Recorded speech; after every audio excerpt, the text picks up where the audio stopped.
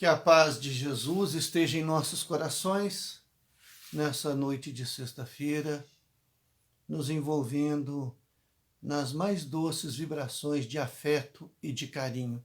E nós estamos aqui para mais um dos nossos dedos de prosa, falando do Evangelho segundo o Espiritismo. E hoje nós vamos pegar o capítulo 22, que é um dos capítulos mais polêmicos que nós temos no Evangelho. Ele pega a passagem em Marcos, capítulo 19, versículos de 3 a 9, quando o Cristo fala da indissolubilidade do casamento, não separeis o que Deus juntou. Esta é uma frase, é uma fala bastante interessante que nós temos, e ela vai causar, nos últimos 2000 anos, um sério problema, principalmente para a mulher, porque tomou-se isso ao pé da letra: o que Deus uniu, o homem não separa. Mas qual é a concepção que nós temos de união divina? É o casamento religioso. É aquele casamento em que um sacerdote de qualquer denominação abençoa a união. Ali se entende que aquele casamento está sob a tutela divina. Mas eu acho que a gente precisa ver isso, né? Porque quando Cristo fala isso, e ele ainda fala que na época de Moisés o adultério era permitido por causa da dureza dos corações humanos. Mas que no princípio não era assim. Quando nós não tínhamos o orgulho, a vaidade, a cobiça, as uniões eram mais fraternas. E ao longo do tempo a gente está vendo que as uniões estão atravessando fases, né? Principalmente o casamento, o matrimônio, né? Antigamente tinha-se muito, né? O fulano não é casado, ele é amigado, né? Ele é juntado, ele vive uma união marital. E demorou muito para que a lei reconhecesse que o fato de você não assinar um documento ou não receber essa ou aquela bênção te dá direitos, né? O casamento é a união de duas almas que se afinam, que se amam, que se gostam, né? E é uma das experiências mais complicadas do ser humano viver no planeta Terra. Você começa a dividir a sua própria cama com alguém. Quer dizer, é onde você passa a viver uma união 24 horas por dia, 7 dias por semana. É um tempo integral, né? E o Cristo disse que você vai abandonar seu pai e sua mãe e vai viver em função da sua esposa. Ou seja, você tem que romper os seus laços que te trouxeram até aqui e criar novos laços. É uma nova experiência, é uma nova jornada, né? Onde vocês se tornam uma só carne. Ou seja, o casamento, uma das definições que eu mais gosto foi quando o Leon falou numa palestra dele, que o casamento é onde você se torna um permanecendo dois. Nós não podemos abrir mão da nossa individualidade, nós não podemos abrir mão da nossa privacidade, do nosso eu em função do outro, né? Então, assim, é uma experiência muito interessante. Não há necessidade de você ter bênção de um sacerdote para que o seu casamento dê certo. E o casamento religioso, ele é cercado de simbolismos, né? Primeiro nós nos casamos em maio. Maio é o mês das noivas. Mas por que maio é o mês das noivas? Aí nós vamos reportar a idade antiga, idade média na Europa. Maio é o primavera, entre primavera e verão, final de primavera, começo de verão, aonde a temperatura está mais alta, então as pessoas tomam banho. Então se casava em maio para que as pessoas tomassem um banho saindo do inverno. Então o cheiro ficava menos desagradável. De onde veio o costume da noiva carregar um buquê de flores, né? Para que disfarçasse o seu próprio cheiro, né? Aí nós vamos ter um outro costume. Por que a noiva veste branco? Porque para os celtas, uma cultura celta, o branco era a cor que afugentava os maus espíritos. Então a noiva veste branco para afugentar os maus espíritos. E o véu também para enganar os maus espíritos e não deixar que o casamento começasse sendo amaldiçoado. Então todo esse simbolismo que tem lá, né? E parece que todo sacerdote de qualquer religião usa sempre a mesma fala do homem sábio, do homem prudente que constrói a sua casa sobre a rocha, né? Então, é uma aventura o casamento, mas não deve ser um tiro no escuro, né? Quando você tiver realmente uma união com os interesses divinos, aí ninguém vai separar. Porque só se separa, o divórcio só consolida aquilo que já está separado. Aquilo que não é uma união de fato, né?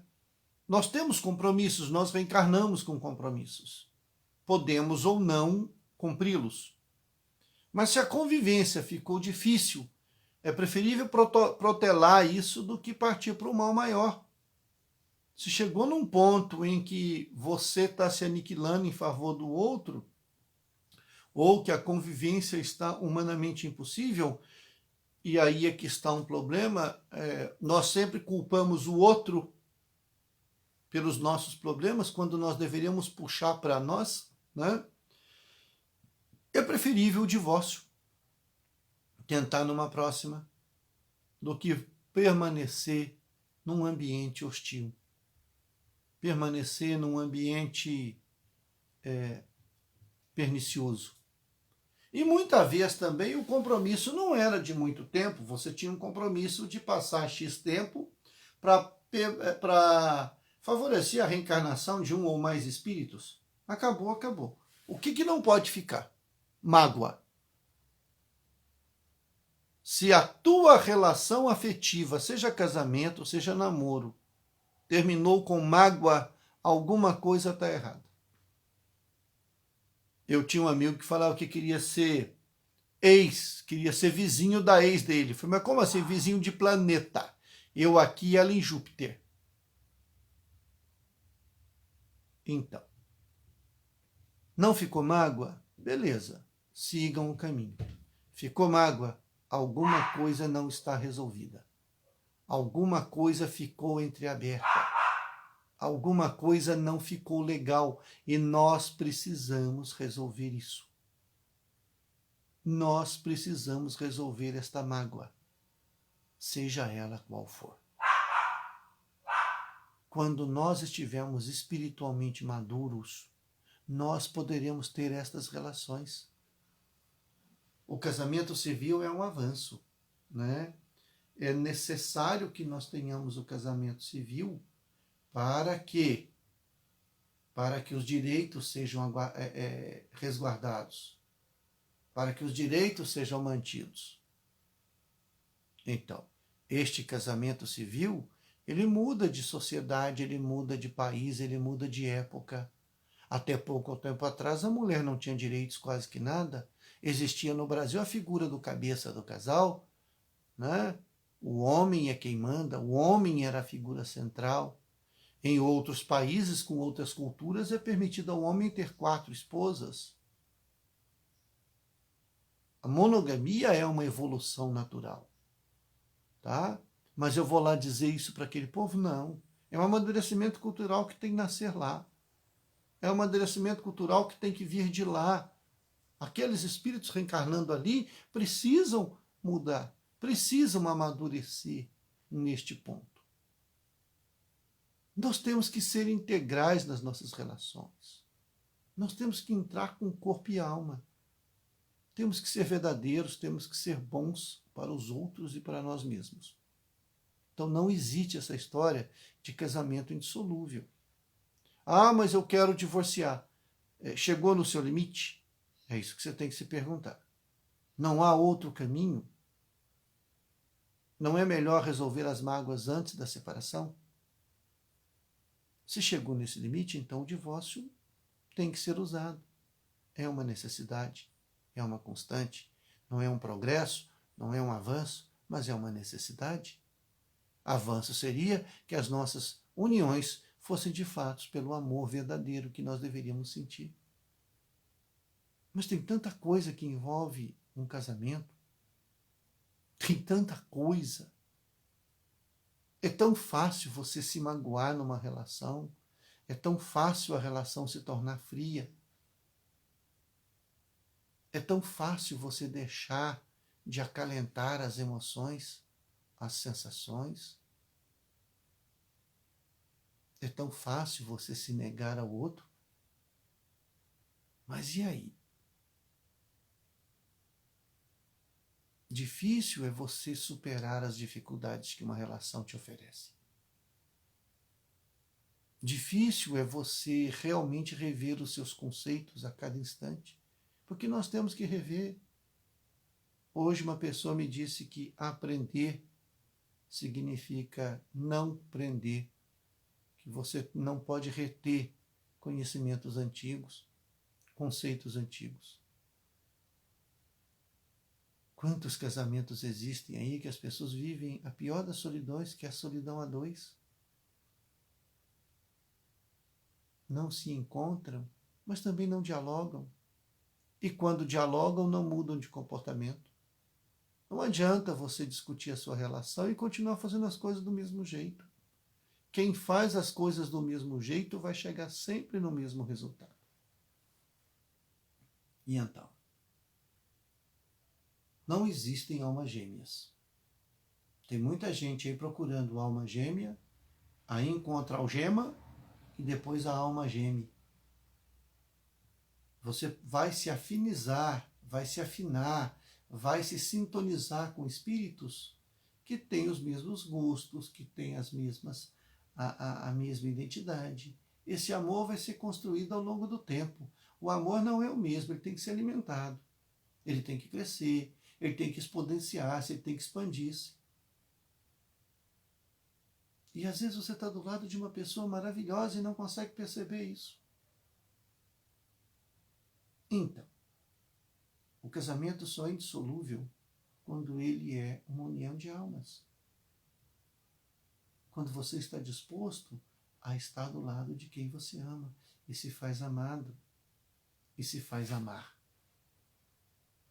Se você teve que passar pela experiência do divórcio e da separação, não se culpe.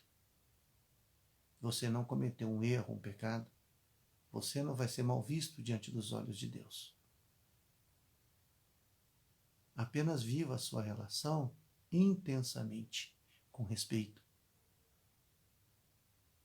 Vamos, num futuro, quem sabe temos essa união. Quantos casamentos a gente não descobre? Eu tinha um amigo numa cidade próxima que ele desencarnou aos 97 anos, 3 meses depois da esposa, que tinha 95. Quando ele se casou, ele tinha 20 e ela 18. Então foram 77 anos de união. E ele dizia que na próxima existência não abre mão, que ele quer ela de novo, que ela continuava sendo o grande amor da vida dele. Mas eu falava com ele, seu Rodolfo, mas e aí? Ele falou, não, Milton, aqui em casa eu tomei uma decisão na minha lua de mel. Eu falei, qual é? Foi, eu quero ser feliz, eu não quero ter razão. Aqui em casa sempre funcionou assim, ela manda, eu obedeço. Naturalmente, os dois estavam juntos há muito tempo, porque criaram vários filhos biológicos, vários filhos adotivos, netos que depois a vida trouxe para casa. Teve até um fato interessante. O filho dele se casou com uma moça que tinha um filho. Aí o casamento não deu certo, se separaram, o moleque não quis sair da casa dele e morou com ele, formou, é médico, sabe? Conhece os avós biológicos lá, mas o vô é o Rodolfinho, é o seu Rodolfo. Uniões familiares, laços espirituais. E quando ele desencarnou, o filho, que é um médium fantástico, percebeu a mãe que fora buscar o marido. Todos perceberam o perfume dela. Essas uniões existem. Estão aí para que a gente possa ver. É possível? É possível. Mas o que é que está me levando a me unir a alguém? É uma atração física? É um compromisso material? Ou é um interesse real de me melhorar? Dom Helder Câmara falou uma vez e eu achei muito interessante: se você quiser ser feliz, não se case, porque você não será. Mas se você quiser fazer alguém feliz, se case, porque você fará alguém feliz. Eu estou disposto a fazer alguém feliz? Aí o meu casamento será indissolúvel. Que a paz do Cristo esteja em nossos corações. Até o próximo Dedo de Prosa.